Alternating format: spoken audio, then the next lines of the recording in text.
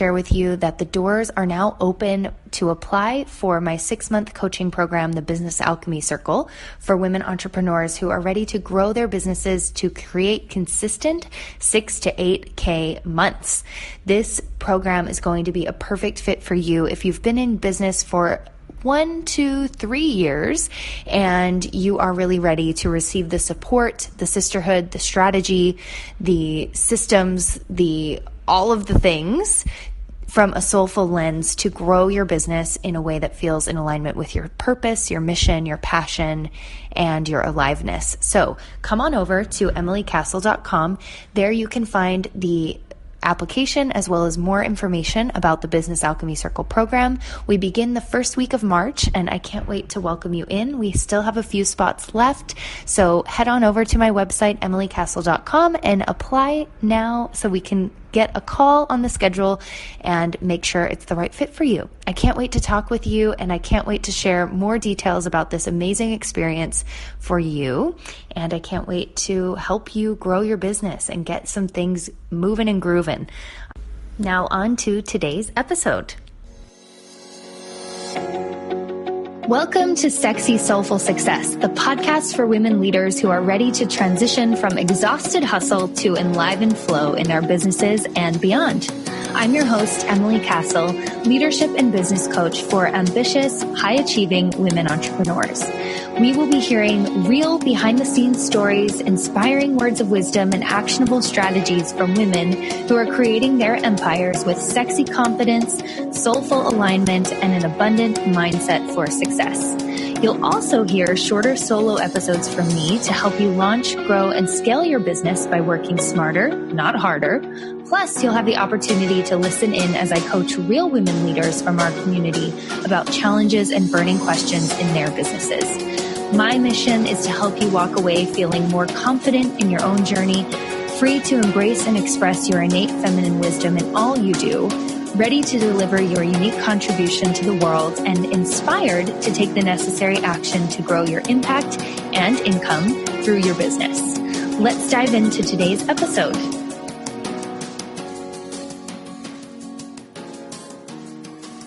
Okay, everyone, welcome back to Sexy Soulful Success. Today, I am so excited to be joined by Maura Nevel Thomas.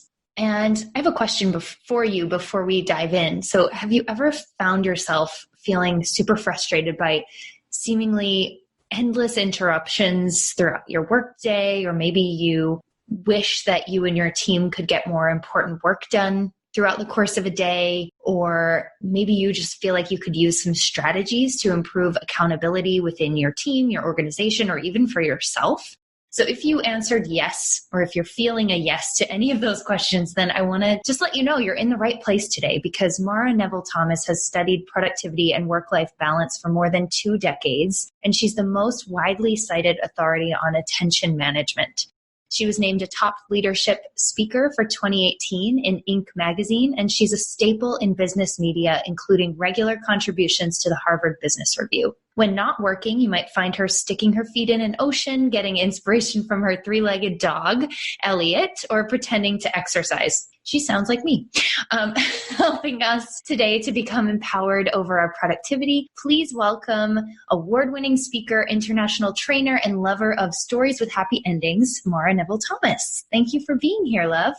Thanks, Emily. I'm so happy to be here.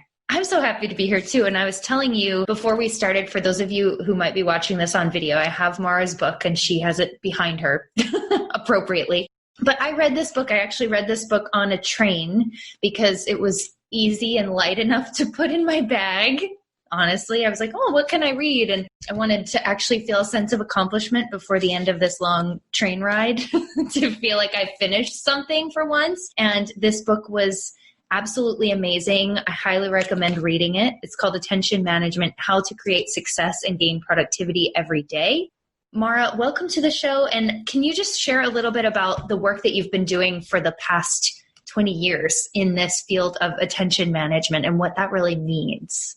Sure. I have been in the productivity industry for my whole professional career. I started right out of college at a company that sold paper-based planners and training to go with that. And so right out of college, I had the opportunity to learn a lot about how people get productive and how they accomplish the things that are important to them. And I left there after studying the field of productivity, and not just where I was working, but all the other sort of competitors and all over the world. And I realized, and then I started my business after leaving there, started my business in 2003.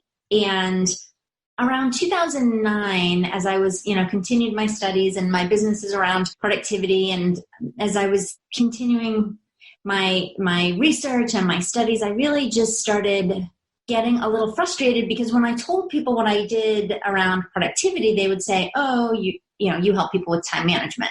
And I understand that this is the frame that we have used for, hundreds of years probably.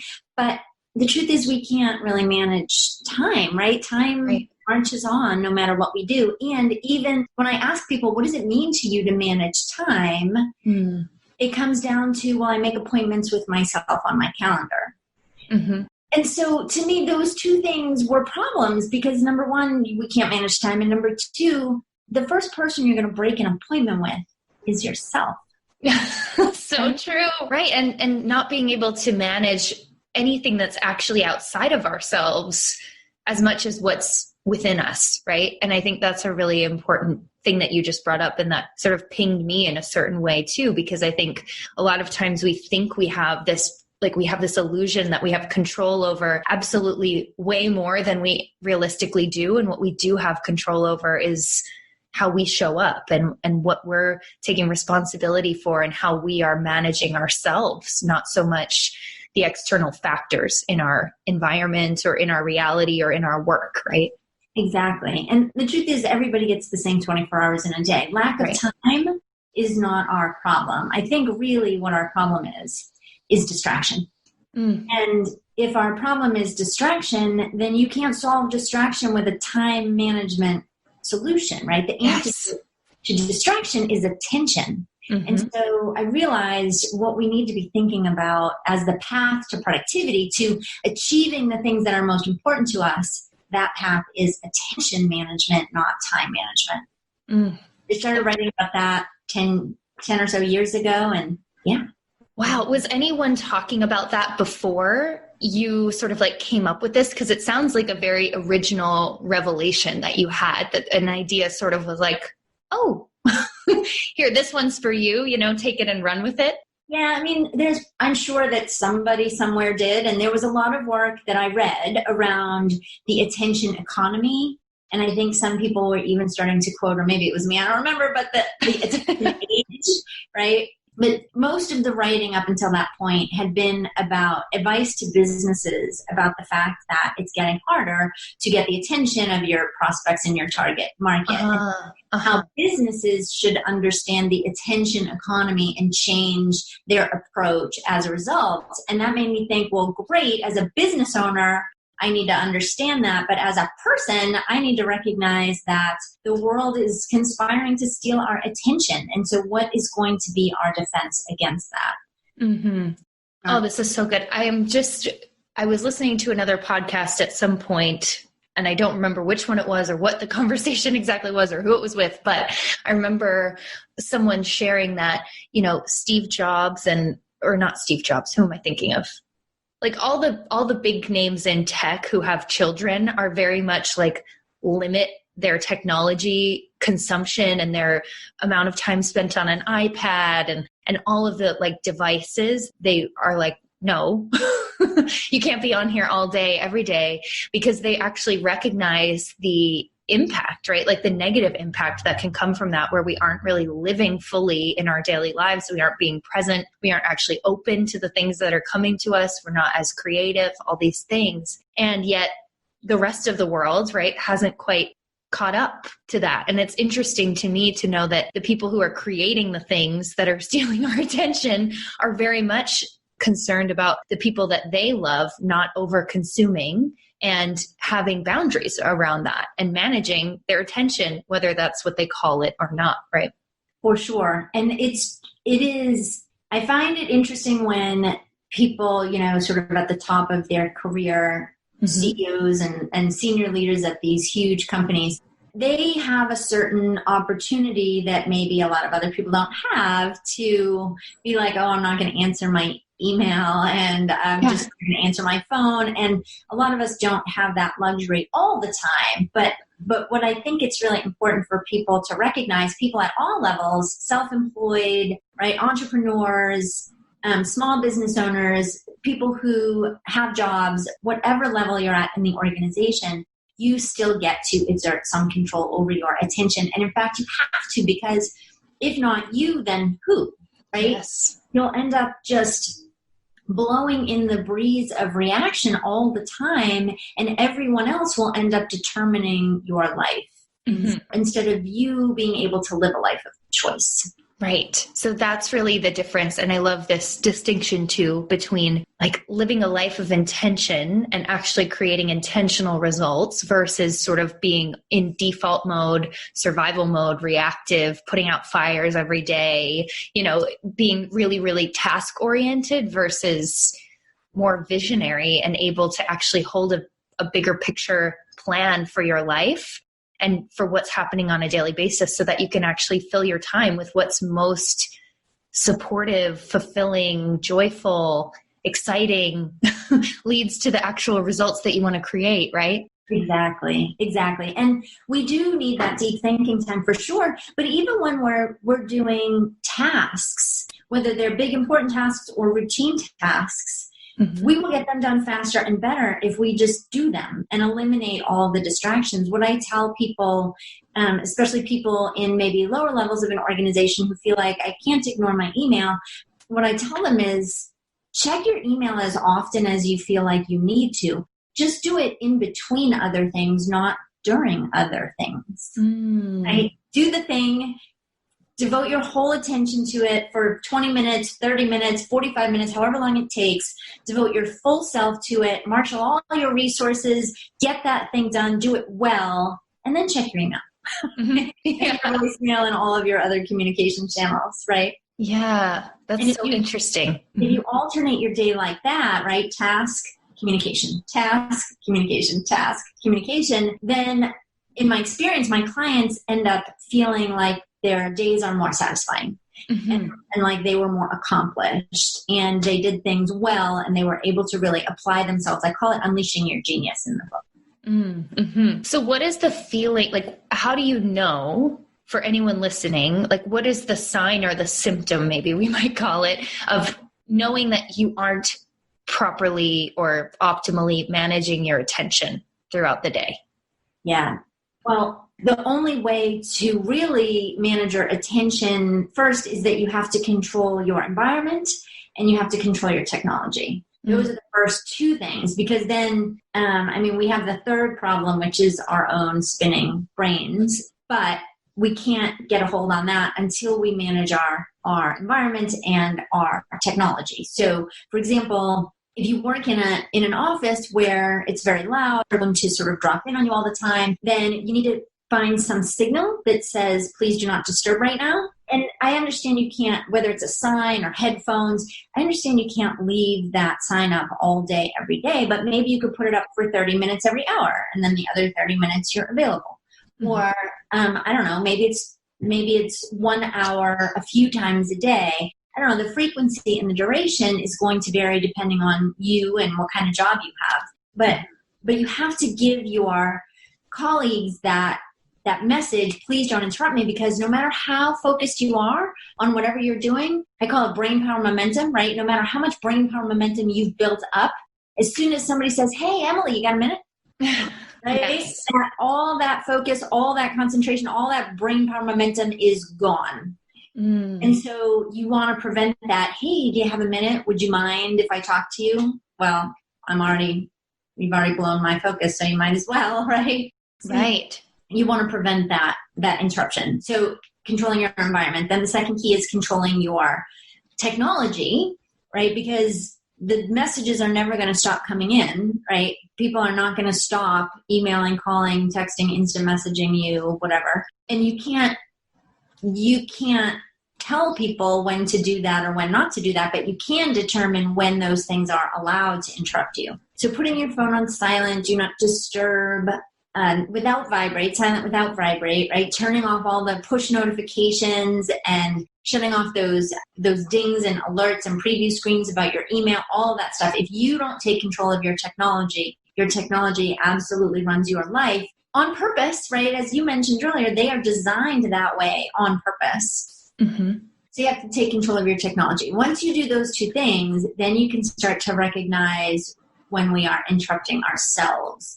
And there's sort of a bunch of buckets that those sort of interruptions fall into, but we can't even start on those until we manage the other two. I love that so much. And it's so simple, yet so challenging. You know, for anyone who's listening to this right now, you're thinking like, oh, okay, yeah, there's only 2 things that I have to do, but they're huge things that take practice and devotion and commitment to actually managing, right? Because I think we just live in a world that's so on all the time. And I feel, you know, from my clients and women that I speak to often, that there's a fear around like, well, if I'm not available if I don't respond instantly to this email or this message, I'm going to lose a client, or there's not going to be money on the table or something. And so, or like I'm letting things slip through the cracks or whatever. And so what do you say to the people who are feeling that way? Like, so that they can actually move forward with this and not feel like, well, I just can't, that's not possible for what I do. Yeah. My clients have the same sort of objection, but here's what I think. A lot of people feel like the world has gotten so much more competitive. And I actually feel like the world, maybe not that it's getting less competitive, but that we have so much opportunity now to do research and to intentionally choose, right? Before it was like you open the yellow pages and you pick a plumber, and I don't know if this plumber's any good, but they're in the pages, so I'm just going to call them. Now, every single provider or, you know, person that we interact with, practically, we choose them specifically because it's them, because of what we read about them, because of what other people said about them, because somebody referred them to us, right? So there's all this research that goes in, and because of that, I think that gives us a little bit of breathing room, because if somebody's reaching out to you, it's probably because it's you specifically, because they read something they liked, or somebody referred them, or a review or whatever. And so if they're reaching out to you because it's you, then there's no other you, right? They're going to wait. Now, they're not going to wait days, and they might not even wait hours, but they'd probably wait 1 hour or, 90 minutes. Or I think a lot of people feel like within 1 day is an appropriate amount of time when you reach out to somebody, unless it's urgent or more time sensitive than that. And in that case, I think we have the opportunity to set expectations, right? I think the default is this expectation of immediate responses, but we can sort of go around the default by setting our own expectations. So maybe if it's a new customer who's reaching out to you by email for the first time, if you have like a contact form on your website or something, maybe they get an automatic message, or maybe a window pops up after they fill out the form that says, "Thank you so much. Your inquiry is very important to us, and we will get back to you within la la la la la. But if this is an emergency, please feel free to whatever, call my assistant or text me or call me," or whatever you want them to do, right? So you can create these expectations so that they know, okay, she got it, she heard it, she'll get back to me, and now I'm all good. Right. Mm-hmm. So I think that gives us some breathing room and some opportunity to set our own expectation. I love that. That's so good and tangible for everyone listening. Like, these are things that can be so simple, and yet we don't do them because we just are so reactive, right? And we aren't taking responsibility for managing our attention in the ways that we could, just because we think we aren't able to, or we're so focused on managing our time. So it's not actually working. What about the people who are working from home? Because I know for me specifically also, and for most of my clients, right, we're running an online business and working from home. And so there are so many other distractions as well. In addition to like the workplace and other people or emails or technology, then there's like the dog and the this and the that. And the kid, for some people, it's like kids and nannies and whoever.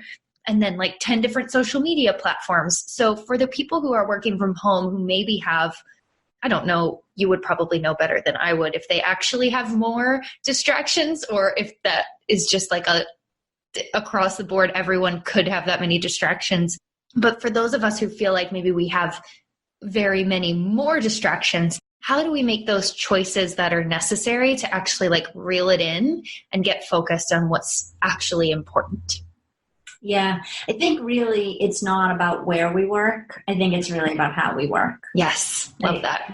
If you work in an office, you have all kinds of distractions from other people. If you work at home, you might have distractions from other people. Although I will say that it is difficult to try to work when you have, say, small children around, right? Because they don't understand mommy's working. So it's really useful to have childcare when you're trying to get work done.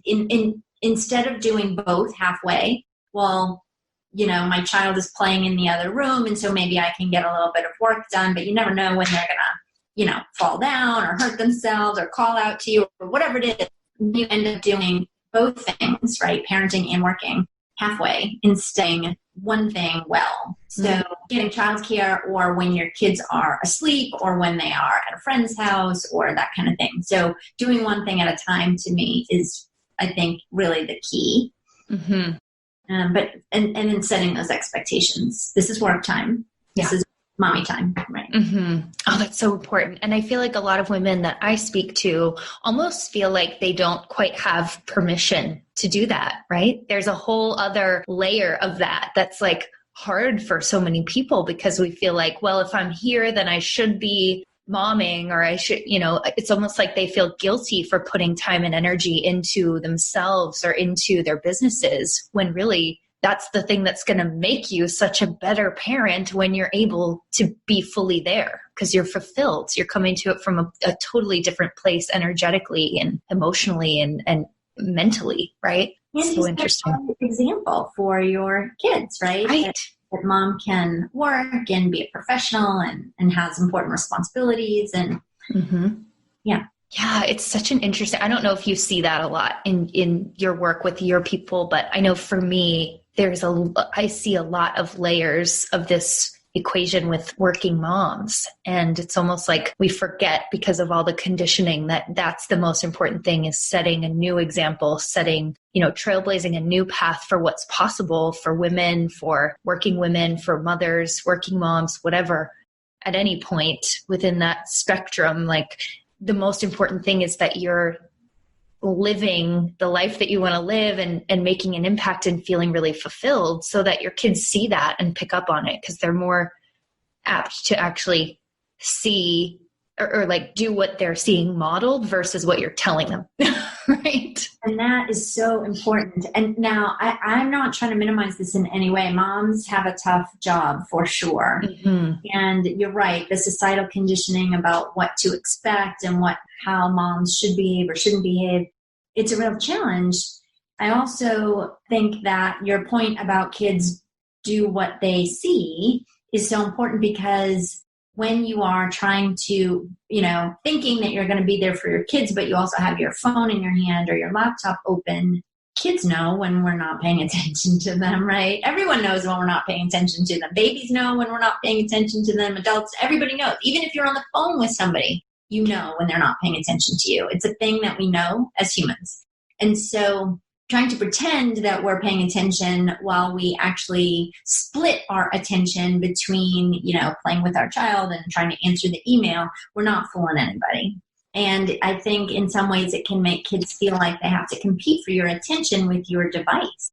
Mm-hmm. Yeah, it's wild. It's like a whole new host of challenges, right? And opportunities at the same time to manage our attention and to actually shift those dynamics and shift those situations more in our favor than that we feel like buried by it or that everything's working against us. Okay, so I know that there's a lot of information out there about how productive we can actually be, like how many productive hours in a day we actually have of like optimal brain power. What's your take on all of that, considering that has a lot to do with time and you're coming at this from a paradigm of attention?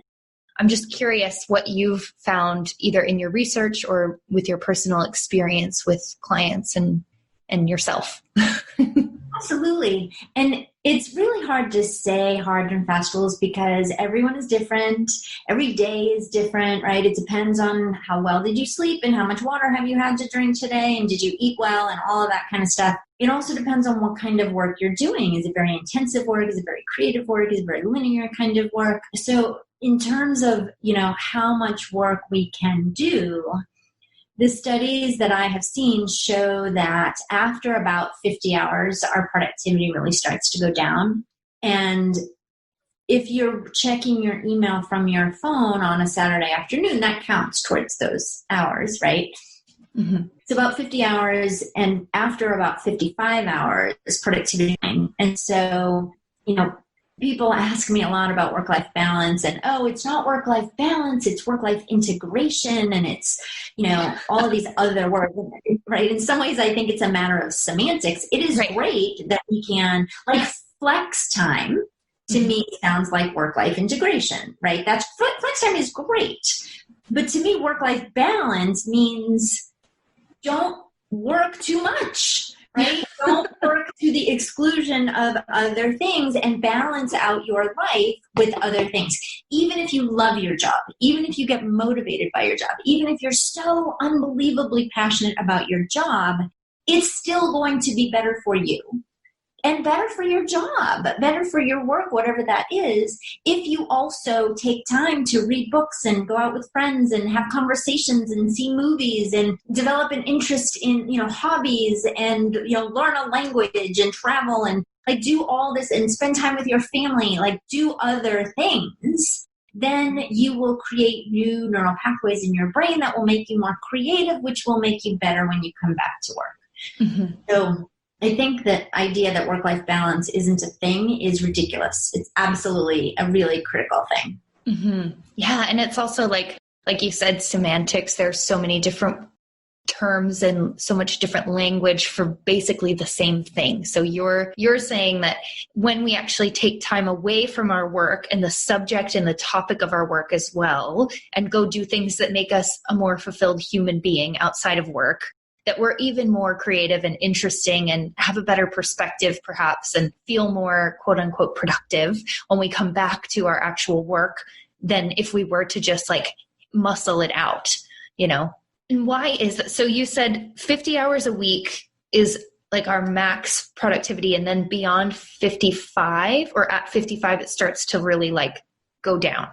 Yeah. Decrease. Yeah, that's what the studies show. And again, it depends on the kind of work you're doing, and it depends on how many breaks did you take, and it depends on, your physical state of being and all kinds of things. But I think that's a pretty good rule of thumb because most of us don't. I think studies show that the average American worker puts in about 40, I don't remember exactly, but somewhere in the low 40s of like time at work. And then if you count all the time that we add on checking our messages and things and our social media channels and all that other work stuff when we're not physically sitting at our desk, I think 50 seems like a pretty, reasonable number to expect. And there are crunch times, right? I tell the leaders that I work with all the time, like there are times for sure when you're like under deadline and you're working really hard to get something out and all hands on deck and we need to work extra long hours. But those people who step up during those times, those people are high performers, and it's great to be a high performer. But if you just do that all the time, if that's your default mode, that you're always available, you're always connected, you're always working, that's just being a workaholic. And there's a difference. Right? Yeah. Between a workaholic and a high performer. Yeah. I would imagine too, like to say 50 hours a week is such a tough thing to determine too, because like like you said, there's break time. There's time that you're not actually being that productive, but you're sitting behind your desk, right? That you're like clocking the hours, but you're not really doing the like actual work and putting the, nose to the grindstone or whatever the term is. And yeah, so I imagine just the research in that field and trying to nail down what's actually productive can be really challenging just because there are so many factors playing in, right? Like, did you get enough sleep? And did you, play with your dog before you came to work or something, right? There's so many things that contribute at all times to what we are actually deeming productive work time. Yeah. And I think there's work and I think there's really productive work, right? Mm-hmm. Like answering a series of emails, if they're from, colleagues and vendors and stuff, they might not be the most critical things ever, but it's still your work. Right. And then you have like what Cal Newport calls deep work, right? That really requires your intense focus and to sort of marshal all those resources, right? Build up that brain power momentum. That's work too. So I find it can be useful there's so many apps now. Get an app and do that for just like a week or 10 days or a couple of weeks and see, because I realized that I spent a lot more time working than I would have guessed that I did. But when I used one of those things, and so it was pretty informative. Yeah. That's a good option. Yeah. And just to even know your baseline to say like, okay, wow, there's a lot going on that doesn't actually need to be happening, or I could do this in a much shorter period of time just to figure out like, where is my attention even going? Because I think sometimes we have no idea. We think we know, but we actually don't, or we overestimate or underestimate how much time we're actually spending on a phone or on a computer or in our technology, even outside of our quote unquote work hours. So that is so interesting. Okay. So what can we do to set ourselves up to actually do our best work every day? You mentioned like doing the fulfilling things in life and things that you actually want to do and developing hobbies and things outside of work. But are there like, we need to be covering these bases so that we can be set up for success in terms of managing our attention on a daily basis, because there's so much that can contribute to our attention, us not being as intentional about where our attention is going when we're feeling depleted in certain ways. Yeah, for sure. That gets into the sort of third bucket type of distraction, right? So two things that you need to do, and I mentioned earlier to set yourself up for success, is that you have to figure out how to control your environment and control your technology. But then the other thing is to recognize the idea of workflow management. So you can systematize the way you work, right? Most of us track our work through some combination of lists on paper and appointments with ourselves in our calendar and sticky notes and flags in our email and projects listed on our dry erase board and right all this stuff. And what that really means is that you are relying on your brain, right? Yeah. To really sort of tell you, don't forget that those flags in your email, or don't forget the thing that you wrote on the sticky note. Most people tell me they write things down to help them remember. And it's true, when you write things down, it does help you remember. But the problem is we have so much to do. And if we're really relying on our brain to tell us what needs to be done, then that's really stressful. And it's wasting a lot of those resources that could be used in a better way. So implementing a workflow management system, to me, is really the secret sauce. And that was the subject of my first book. I developed a workflow management system that I call the Empowered Productivity System. Ooh. And I detailed that in Personal Productivity Secrets, which is my first book. But really, it's about, how do I store and organize and track and stay on top of all of the stuff that I have to do personally and professionally? And is the way that I do it serving me? Or could I get a little bit better at it? How do I prioritize it? How do I know what I should be doing next? How do I make sure that nothing falls through the cracks? How do I stay on top of all those emails and communications? How do I just corral everything? Commitments, communication, information, personally and professionally, and make sure that I stay on top of all that? And the answer to that question is a workflow management system. What does it look like? I'm just curious for you personally, like what does your workflow management system look like to give people sort of an idea to wrap their mind around what this can can look like for them, and whether or not they actually have something that's solid enough at this moment in time. Yeah, I would say if the way you work has come about really without a lot of intention, out of necessity over time, then you could probably gain some efficiencies. And so people think a workflow management system is some sort of app or software or tool. It's not. A workflow management system is the way that I operate. So, for example, I keep all the stuff that I need to do, not only the things that I need to take action on, but the things that I'm also waiting for other people to get back to me so that I can then take action. So all the commitments that I have, but also all of the commitments that other people have made to me, I have one place where I make sure to track all of that. So sure, the place, right, the app is the tool, but the fact that I store everything in it is part of the methodology. Also that I write things in a way that makes it easy to act on them. So a lot of times we'll put, birthday party on our list, right? But it makes it really hard to take action on that, right? I call those speed bumps because they slow us down. It's like, oh yeah, the birthday party. What do I have to do about that? Where was I? So having yes, the birthday party is on my plate right now, but what do I need to do? Do I need to call the caterer, and do I need to rent the room? And do I need, where does that stand?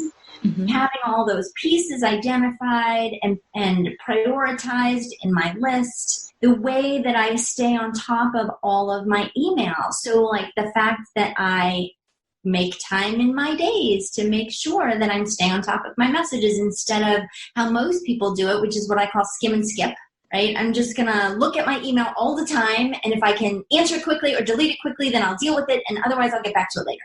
Right? That's the process that most people have for dealing with email, but that's not a process. That just means that you have a million flagged emails and a whole bunch of stress about all those things that you aren't doing, right? So those are some examples of how we behave, how we operate in order to sort of stay on top of all of our stuff. And of course, controlling your attention is absolutely a foundational piece of a workflow management system, because if you're not engaging in behaviors to help you control your attention, then you're never going to get any of your important work done. You're just going to do everybody else's stuff. Yes, that's so important. Oh, I love this. I had one question for you that just came up. Now I'm trying to remember it. I did not write it down. What was it? Something about, I don't know. Never mind. I'll remember later, maybe. As soon as you stop thinking about it. I know. Later, if you think of it. Yes, I will. So I think I know what it was. It was just the point that, we store so much of our stress about what needs to actually be done when we don't have this kind of system or this workflow management process, and we aren't actively managing our attention. And so what I find is that a lot of people have a hard time, it almost feels like there's an on switch that's permanently on in their brain, and they have a hard time actually turning it off so that they can relax and rejuvenate and then come back feeling even more alive versus just feeling depleted, and then stressed when they're not working because they should be doing all these other things is the story they're telling themselves, right? So what's your recommendation for coping with that or handling that in the best possible way based on what you've seen and experienced? Yeah. And that's absolutely the benefit of the workflow management system. So the system is the behaviors and the way we operate. And then the other part of the system is the tools, right? Our calendar and our task list and the place that we keep all those things. But the thing is, an app isn't going to make you super productive. It's your behaviors that make you productive. And your behaviors are the methodology piece of the workflow management system. And so instead of I write things down to help me remember on lists and sticky notes and dry erase boards, I put it in my workflow management system so that I don't have to remember. And so my system will serve up to me what I need when I need it. And then when I want to not be working, I can look into my system, I can look at my calendar, I can look at my tasks and my projects and say, what's going on? can that wait? Right. Mm-hmm. And it's like, okay, no, I need to just make this phone call, but then I can leave and be done with work and everything else will be fine tomorrow.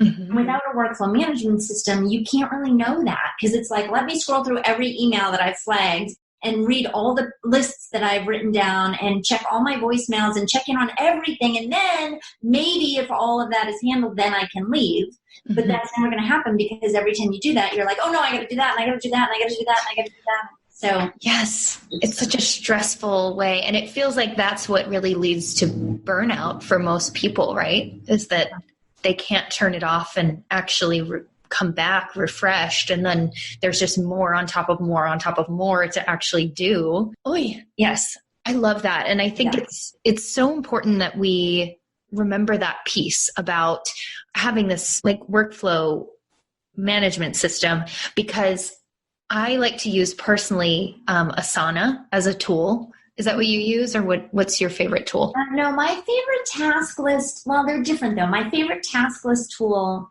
is Todoist. Ooh, okay. But Asana is more of a project management tool. And so if you share things with other people, I mean, Todoist has some sharing features as well. But if you're tracking big projects with multiple people involved and everybody needs to see what everybody else is doing, then a tool like Asana is great. But for personal task management, to me, Todoist is the best one that I found. Cool. So do you think if you were to have like personal and professional, I know you like the streamlining of having it all in one place. Is there, like, for people listening, should they have, for example, something like Todoist for personal and something like Asana for professional, or try to put it all in one? Yeah, that's a question that only like each person has to answer for themselves. Mm-hmm.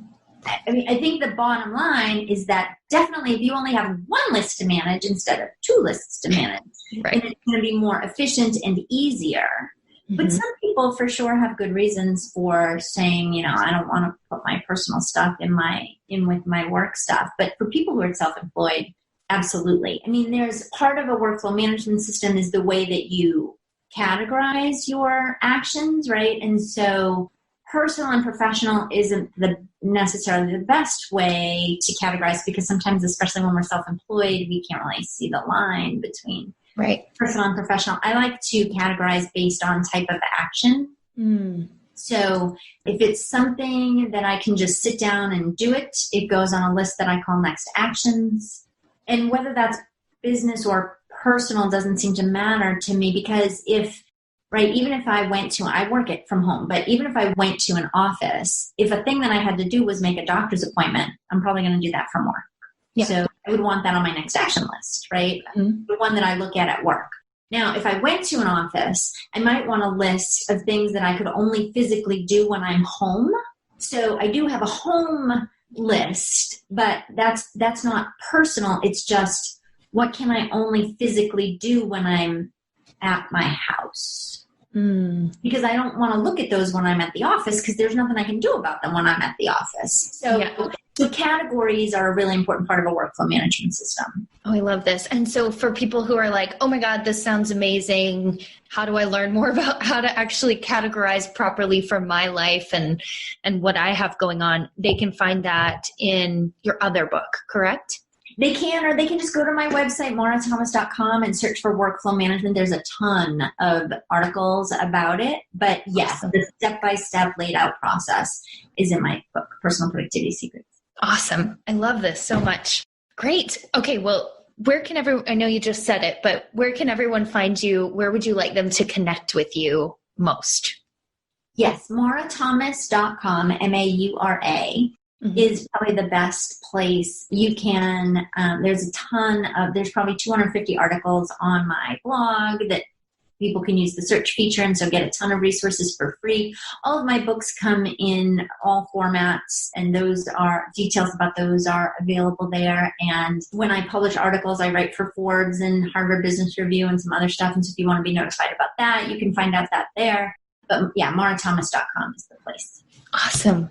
Great. Well, thank you so much for joining me today. This has been so fun and super helpful and informative and super valuable. And I'm just so grateful for your work that you're doing in the world and for you joining me for today's conversation. I feel the same, Emily. Thanks for all the wisdom that you offer to us women entrepreneurs. It's so helpful.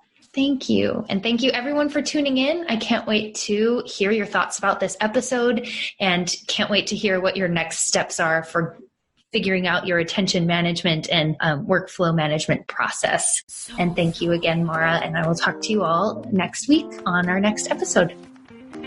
Hi, love. Thanks so much for listening to the Sexy Soulful Success podcast. Be sure to subscribe wherever you're listening to this episode so that you won't miss any upcoming interviews or helpful advice from our incredible sisterhood and community of women entrepreneurs and leaders from across the globe. I have a few free gifts to share with you over on my website, emilycastle.com. On the homepage, you'll find 3 different tools for free support to help you grow and lead your soulful business with more intention, ease, and flow. And while you're on my site, you can also check out my 3 signature programs for aspiring and established women entrepreneurs. The Soulful Business Academy is my 12-month group coaching experience for aspiring and new entrepreneurs to build a strong foundation for your soul-aligned business and fearlessly launch your calling. This experience is open for you to join at any time, so you can head on over to my website to get started as soon as today and get plugged into incredible resources, support, and a community of like-hearted women. Thanks again for listening, and I can't wait to hear your feedback and suggestions in the reviews. If you have a topic you'd like me to discuss, or a question you'd like me to answer in an upcoming episode, or a guest you'd love for me to interview, you can pop those suggestions in with your rating and review. I hope to see you next week for another episode of Sexy Soulful Success.